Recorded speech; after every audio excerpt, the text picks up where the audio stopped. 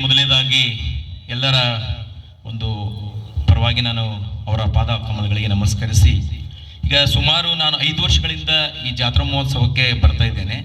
ನಮ್ಮ ದೀರ್ಘಾಯುಷ್ ಅಂತೇಳಿ ಒಂದು ಯೋಗ ಚಾನಲ್ ಮಾಡಿ ಇಲ್ಲಿ ನಡೆಯುವಂಥ ಪ್ರತಿಯೊಂದು ವಿಡಿಯೋ, ಹಿಂದಿನ ವರ್ಷದ 15 ವಿಡಿಯೋ ನನ್ನ ಚಾನಲ್ನಲ್ಲಿ ಇದೆ. ಅಂದರೆ ಯಾವುದೇ ಪ್ರತಿಫಲವನ್ನು ಅಪೇಕ್ಷಿಸದೆ ಸರ್ ಈ ಮಕ್ಕಳಿಗೆ ಯೋಗವನ್ನು ಕಲಿಸಿಕೊಟ್ಟು ಇವತ್ತು ನೀವೆಲ್ಲ ನೋಡ್ತಾ ಇದ್ದೀರಿ. ಜೂನ್ 21ಕ್ಕೆ ಮಾತ್ರ ಸೀಮಿತ ಆಗಿರ್ತಕ್ಕಂಥ ಯೋಗ ಇವತ್ತು ವಿಶ್ವದಾದ್ಯಂತ ಬಹಳ ಮನ್ನಣೆ ಪಡ್ಕೊಳ್ತಾ ಇದೆ. ನಾವು ಊಟ ಮಾಡುವಂತ ಆಹಾರದಲ್ಲಿ ಕಲುಷಿತ ನೀರು ಇದೆ, ಸೇವನೆ ಮಾಡ್ತಕ್ಕಂಥ ಗಾಳಿ ಕಲುಷಿತವಾಗಿದೆ. ಹಾಗಾಗಿ ಇವತ್ತು ನಾವು ಎಷ್ಟೇ ಆರೋಗ್ಯದ ಬಗ್ಗೆ ಕಾಳಜಿ ವಹಿಸಿದ್ದಕ್ಕೆ ಕೂಡ ಯೋಗ ಅನ್ನುವಂಥದ್ದು ಮನುಷ್ಯನನ್ನ ಮಾನಸಿಕವಾಗಿ, ದೈಹಿಕವಾಗಿ, ಭಾವನಾತ್ಮಕವಾಗಿ ಒಳ್ಳೆಯ ಸಚ್ಚಾರಿತ್ರವಂತ ಮೌಲ್ಯಯುಕ್ತ ಜೀವನವನ್ನ ಮಾಡಲಿಕ್ಕೆ ಇವತ್ತು ಯೋಗ ಅನ್ನುವಂಥದ್ದು ಬಹಳ ಅವಶ್ಯಕವಾಗಿ ಬೇಕಾಗಿರುವಂಥದ್ದು.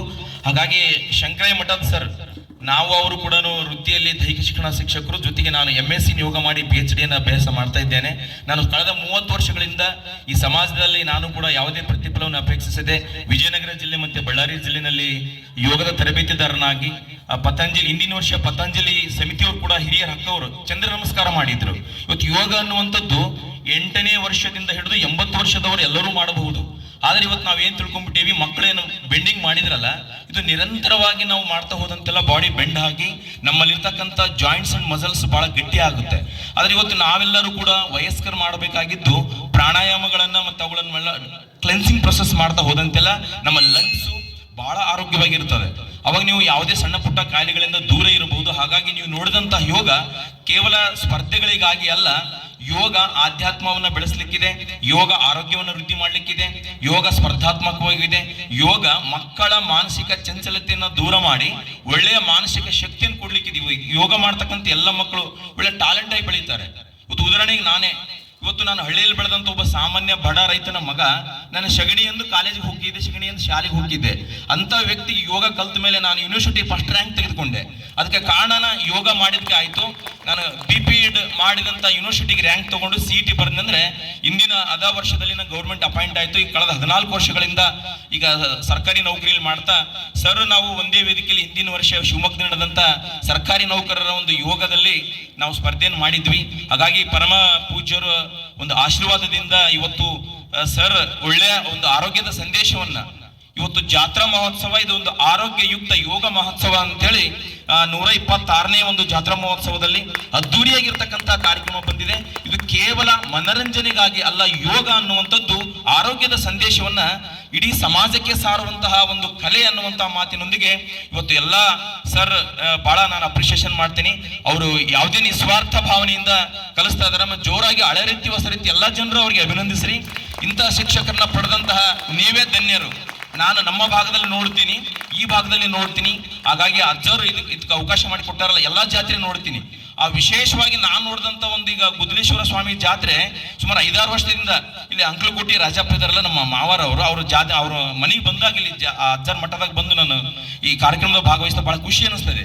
ಜಾತ್ರೆ ಅಂದ್ರೆ ಕೇವಲ ನಾವು ಜಾತ್ರೆ ಆಟ ಆಡೋದು ಅವೆಲ್ಲ ನೋಡ್ತೀವಿ, ಆದ್ರೆ ಒಂದು ಆರೋಗ್ಯದ ಸಂದೇಶವನ್ನ ಈ ರಾಜ್ಯದಲ್ಲಿ ಯಾವ್ದಾದ್ರು ಮಠ ಸಾರ್ತದಪ್ಪ ಸಮಾಜಕ್ಕೆ ಆರೋಗ್ಯ ಸಂದೇಶ ಅಂದ್ರೆ ಅದು ನಮ್ಮ ಗುದ್ದಲೇಶ್ವರ ಸ್ವಾಮಿ ಮಠದ ಜಾತ್ರೆ ಅನ್ನುವಂಥದ್ದನ್ನ ಈ ಸಂದರ್ಭದಲ್ಲಿ ಹೇಳ್ತೀವಿ. ಇವತ್ತು ಗವಿಮಠದ ಜಾತ್ರೆ ಇದೆ, ಲಕ್ಷಾನು ಕೋಟಿಯನ್ಗಟ್ಟಲೆ ಜನ ಸೇರ್ತಾರೆ. ಅಲ್ಲಿ ಕೂಡ ಯೋಗದ ಒಂದು ಪ್ರದರ್ಶನ ನಡೀತದೆ. ಆದ್ರೆ ಇಷ್ಟು ಶಾಂತಿಯುತವಾಗಿ ವೇದಿಕೆಯಲ್ಲಿ ಸಮಾಧಾನವಾಗಿ, ಅದು ಪರಮ ಪೂಜ್ಯರ ಸಮ್ಮುಖದಲ್ಲಿ ಇಂಥ ಒಂದು ಒಳ್ಳೆ ಕಾರ್ಯಕ್ರಮವನ್ನ ನೀವೆಲ್ಲ ತಾಳ್ಮೆಯಿಂದ ಕುತ್ಕೊಂಡು ನೋಡ್ತಿರಲ್ಲ, ಅದು ನೀವು ಯೋಗಾಭ್ಯಾಸ ಮಾಡಿದಂಗೆ ಆಗ್ತದೆ. ನಿಮ್ಮ ಮನಸ್ಸು ನೋಡಿ, ಅದು ಯೋಗ ಮುಗಿಯೋವರೆಗೆ ಮನಸ್ಸು ಒಂದೇ ಕಡೆ ಕಾನ್ಸಂಟ್ರೇಷನ್ ಇರ್ತದೆ, ಎಲ್ಲಿ ಚಂಚಲತೆ ಇರೋದಿಲ್ಲ.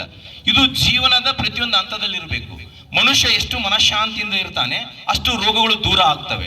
ಹಾಗಾಗಿ ಮನಃಶಾಂತಿಯನ್ನು ಕೊಡ್ಲಿಕ್ಕೆ, ಒಳ್ಳೆಯ ಆರೋಗ್ಯವನ್ನ ನೀಡಲಿಕ್ಕೆ ಇದು ಯೋಗದ ಪ್ರದರ್ಶನದ ಜೊತೆಗೆ ಆರೋಗ್ಯದ ಸಂದೇಶ ಅನ್ನುವಂಥದ್ದು ಕೂಡ ಈ ಜಾತ್ರಾ ಮಹೋತ್ಸವದಲ್ಲಿ ಆಗಿದೆ ಅನ್ನುವಂತಹ ಒಂದು ಮಾತಿನೊಂದಿಗೆ ನಮ್ಮ ಬಳ್ಳಾರಿ ಜಿಲ್ಲೆ, ವಿಜಯನಗರ ಜಿಲ್ಲೆಯ ಎಲ್ಲಾ ಜನತೆ ಪರವಾಗಿ ಪರಮ ಪೂಜ್ಯರ ಪಾದ ಕಮಲಗಳಿಗೆ ಮತ್ತೊಮ್ಮೆ ನಾನು ನಮಸ್ಕಾರ ಮಾಡ್ತಾ, ಸರ್ಗೆ ಇನ್ನೂ ಕೂಡ ಬೆಂಬಲವನ್ನ ನೀಡ್ರಿ. ಇವತ್ತೆಲ್ಲ ಈ ತಾಯಂದ್ರು ಬಂದಿದ್ದೀರಿ, ನಿಮ್ಮ ಎಲ್ಲ ಮಕ್ಕಳನ್ನ ಕರ್ಕೊಂಡು ಬಂದಿದ್ದೀರಿ. ಅವ್ರ ಎಲ್ಲಾ ವಿಡಿಯೋಗಳನ್ನ ನಾನು ಮುಟ್ಟಿಸ್ತೀನಿ ಸರ್ಗೆ, ನೀವೆಲ್ಲದನ್ನು ನೋಡಿ. ಯಾಕಂದ್ರೆ ಇವತ್ತು ಮನುಷ್ಯ ಯಾವುದನ್ನು ತೆಗೆದುಕೊಂಡು ಹುಟ್ಟುವುದಿಲ್ಲ, ಯಾವುದನ್ನು ತೆಗೆದುಕೊಂಡು ಹೋಗೋದಿಲ್ಲ. ಆ ಜೀವನ ಅನ್ನುವಂತಹ 3 ಅಕ್ಷರಗಳಲ್ಲಿ ಈ ಭೂಮಿ ಮೇಲೆ ಬಾಳ್ತೀವಿ. ಆ ಬಾಳುವಂತ ಸಂದರ್ಭದಲ್ಲಿ ಏನು ಒಳ್ಳೆಯ ಅಂತಕ್ಕಂಥ 3 ಅಕ್ಷರದಲ್ಲಿ ಒಳ್ಳೆತನದಿಂದ ನಾವು ಮಾನವೀಯ ಮೌಲ್ಯಗಳನ್ನು ಬೆಳೆಸ್ಕೊಳ್ತೀವಿ. ಈ ಸಮಾಜಕ್ಕೆ ಬಿಟ್ಟು ಹೋಗುವಂಥದ್ದು ಉಸಿರು ನಿಲ್ಲುವ ಮುನ್ನ ಹೆಸರುಳಿಯುವಂತಹ ಕಾಯಕವನ್ನ ಮಾಡಿ ಅಸ್ತಂಗತರಾದಾಗ ನಮ್ಮ ಹೆಸರೇ ನಮ್ಮ ಕಾಯಕದ ಸ್ವತ್ತನ್ನ ಈ ಭೂಮಿಗೆ ಈ ಸಮಾಜಕ್ಕೆ ಸಾರುತ್ತದೆ ಅನ್ನೋದಕ್ಕೆ ಪರಮ ಪೂಜ್ಯರೇ ಮಾಡುವಂತಹ ಈ ಜಾತ್ರಾ ಮಹೋತ್ಸವದ ಸಾರ್ಥಕ ಈ ಕಾರ್ಯಕ್ರಮಗಳ ಸಾಕ್ಷಿ ಎನ್ನುವಂತಹ ಮಾತಿನೊಂದಿಗೆ ಪೂಜ್ಯರ ಪಾದಕಮಲಗಳಿಗೆ ನನ್ನ 2 ಅಕ್ಷರಗಳನ್ನು ಒಪ್ಪಿಸಿ ನನ್ನ ಮಾತನ್ನು ಮುಗಿಸ್ತೇನೆ. ಜೈ ಹಿಂದ್, ಜೈ ಭಾರತ್ ಮಾತೆ, ಜೈ ಪತಾಂಜಲಿ, ಶ್ರೀ ಗುರು ಬುದ್ಧೇಶ್ವರಾಯ ನಮಃ. ಓಂ ಶಾಂತಿ ಶಾಂತಿ ಶಾಂತಿ. ನಮ್ಮ ಮಲ್ಲಿಕಾರ್ಜುನ್ ಸರ್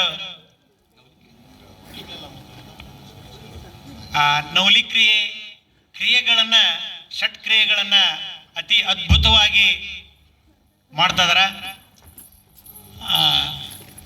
ಒಂದು ಜಲಕನ